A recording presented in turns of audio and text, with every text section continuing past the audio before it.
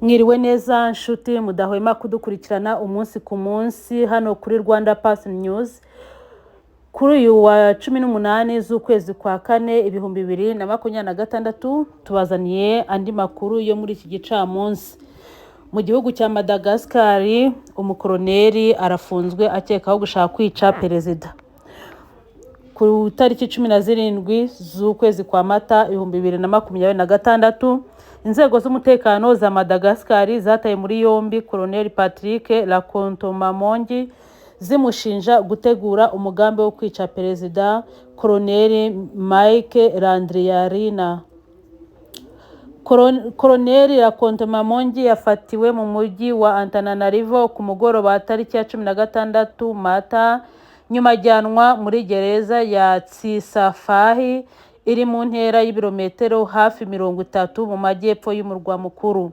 Uyu musirikare yaramaze igihe yibasira leta y'inzibacyuho iyobowe na Colonel Randrianirina wakuyeho ubutegetsi bwa Andry Rajoelina mu mwaka ushize. Yifashishije imbuga nkoranyambaga yayishinje kunyereza umutungo w'igihugu.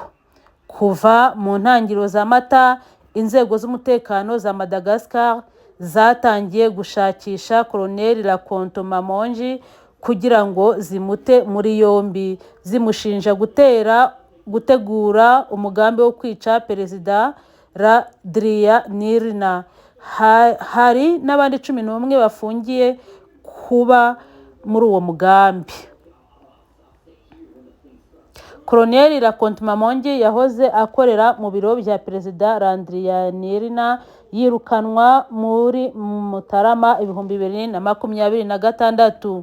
Kuva ubwo yatangiye gushinja leta kunyereza umutungo w'igihugu abinyujije ku rubuga rwa Facebook. Asobanura ko yabyiboneye. Uyu musirikare yatunze urutoki umushoramari ukomeye witwa Kaufari Daya usanzwe ari inshuti ya perezida Randrianirina, amushinja gutera ubwoba abaminisitiri. Nyamara leta yo ivuga ko ibyo birego byose nta shingiro bifite. Colonel Patrick Lakontomamongi ashinja leta y'inzibacyuho kunyereza umutungo w'igihugu, leta ikamushinja gushaka kwica perezida. Abantu 12 bamaze gutabwa muri yombi bakekwaho gushaka kwica perezida Randrianirina. Indi nkuru igezweho ni intambara y'Uburusiya na Ukraine ishobora guhindura isura nyuma y'inkunga y'Uburayi. Uburusiya bwaburiye inganda n'ibihugu by'i Burayi bubisaba guhagarika ibikorwa byo gutera inkunga Ukraine buyiha intwaro drones nyuma yaho bitangarijwe ko mu minsi ishize Ukraine yarashe ku bikorwa remezo by'ingufu za gaze by'iki gihugu bihanganye. Ibi bije nyuma yaho Ukraine igiranye amasezerano n'ibihugu byo mu Burayi kubijyanye n'ubwirinzi. Itangazo rya Minisiteri y'Ingabo z'Uburusiya rivuga ko icyo gikorwa cyo kugirana amasezerano na Ukraine mu bya gisirikare kigamije kongera umwuka mubi no gutuma ibi bihugu biba ahantu Ukraine bigeragereza ibikorwa byabyo bya gisirikare.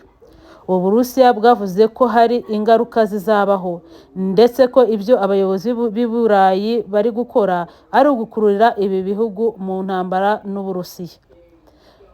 Bwanashyize hanze urutonde rw'ibigo byo mu bihugu by'i Burayi biri gukorana na Ukraine mu bijyanye no gukora intwaro. Ubudage buherutse gutangaza ko bugiye gushora miliyoni 300 z'amayero mu kubakira ubushobozi Ukraine mu bijyanye no kubona intwaro zirasa kure hamwe n'amadrone 5,000 Ukraine yakwifashisha ku rugamba. Norvège nayo yagiranye amasezerano na Ukraine agamije gukorera hamwe drones ndetse yemera gutanga miliyoni 560 z'amayero mu gufasha Ukraine ku rugamba yifashishije drone. Ubuholandi bwatangaje ko buzakoresha miliyoni 148 z'amayero mu gushyigikira ibikorwa bya drones, mu gihe Ububiligi bwemeye miliyoni 45 z'amayero. Nk'uko bigaragara rero kuri iyo karita ya Ukraine, ibara ry'umutuku rigaragaza ibice bya Ukraine Uburusiya bwigaruriye, ibyo buri kurwaniramo cyangwa ibyo bwarwaniyemo mu minsi ishize. Ihere nawe amaso urebe aho iyi ntambara igeze n'ubutaka bwa Ukraine Uburusiya bumajije kwigarurira. Tukiri mu mahanga kandi, inzara ya Hormuz yongeye gufungwa.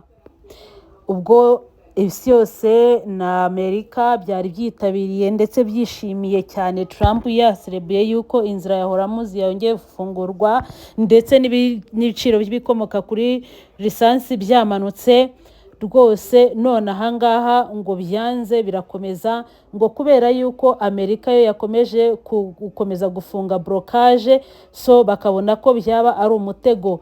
Inzira ya Hormuz yongeye gufungwa rero, nk'uko tumajije kubibona birimo gutangazwa mu binyamakuru bitandukanye.